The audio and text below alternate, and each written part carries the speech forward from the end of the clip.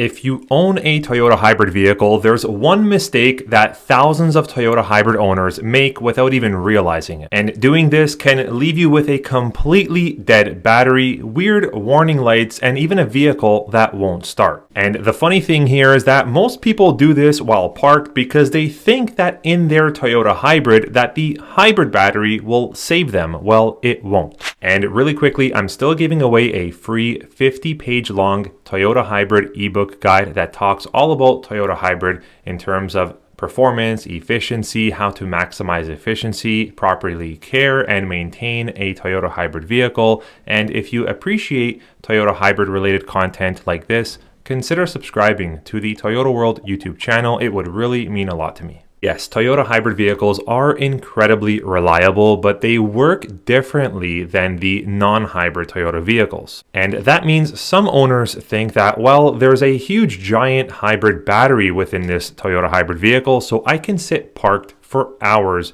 using accessories, no problem. And by the way, make sure you stick around until the end of this video because I'll break down and explain the proper way to sit parked idling in your Toyota hybrid vehicle without causing any concern. Now, unfortunately, that exact assumption is what gets a lot of people stranded. Let's talk about the big mistake, and that is accessory mode in a Toyota hybrid. So this is the exact mistake here, putting the Toyota hybrid vehicle into accessory mode instead of something like ready mode. When you press the power button without your foot on the brake, the car turns on accessories in accessory mode. So the radio, the screens, the fans, the charging ports, lights, etc. But the hybrid system itself is not running. If you're in accessory mode in your Toyota hybrid vehicle, whether it's a Prius, a RAV4, whatever the case is, the hybrid high voltage battery is not charging your 12-volt battery. Every Toyota hybrid vehicle has two main batteries. One is your large hybrid traction high voltage battery, which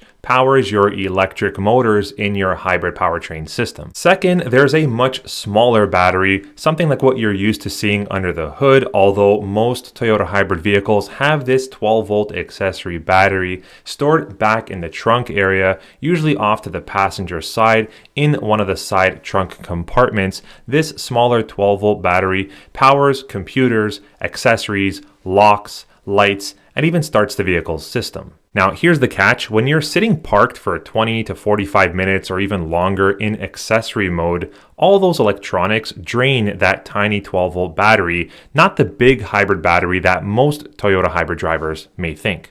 And unlike a normal combustion-only powertrain vehicle, some Toyota hybrids do use a little bit of a smaller 12-volt battery so that they can fit into compartments like I mentioned in the back trunk area, so it can drain surprisingly fast. Here's what most people do, or where most owners usually start to get into trouble. Sitting parked for long periods of time, listening to music, waiting for someone with the AC on or the heater on, camping in the vehicle while the vehicle is in accessory mode, using a phone charger for, north of 20 to 45 minutes, watching videos, leaving the car on without the ready go mode, running the dash cams or accessories for long periods of time in accessory mode can all get you into trouble. Now, doing this occasionally really isn't a big deal, but if you're into a routine where you're doing this on a regular or daily basis, you should really try to avoid it. Because abusing this privilege could leave you with a Toyota hybrid vehicle that just won't go into ready mode, or you may get strange hybrid system warning lights, or even a vehicle that acts completely dead. As promised, here is the right way to sit parked idling in your Toyota hybrid vehicle. Always make sure that you're putting your foot on the brake or that your ready light is on and you're past that accessory mode when starting or sitting parked in your vehicle. Because believe it or not, Toyota hybrid systems are incredibly sophisticated and smart, and the Toyota hybrid system monitors battery charging automatically. And here's the cool part: if needed, the gasoline engine will occasionally start by itself to recharge the hybrid high voltage battery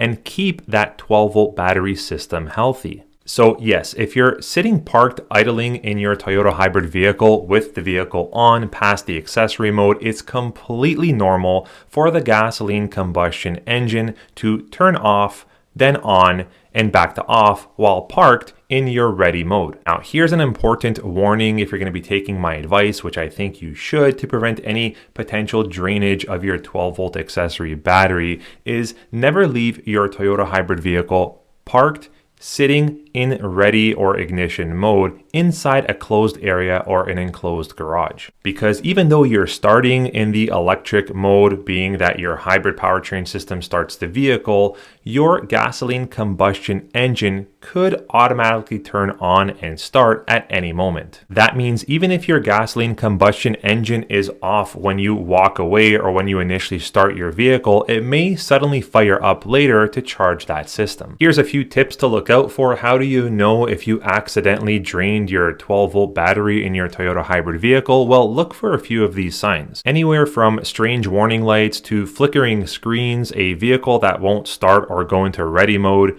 key fob issues, random electrical glitches, weak interior lighting is also a big one, and any kind of clicking noises when trying to start your Toyota hybrid. Again, everyone, Toyota hybrid vehicles, any model, any trim, any year, are incredibly reliable vehicles, but only if you understand how they work and how they should be properly operated. And this mistake that I just reviewed catches a lot of Toyota hybrid owners off guard, so make sure you follow these steps. I hope you enjoyed this video topic and review and you found it helpful and informative. We'll see you on the next one. Take care.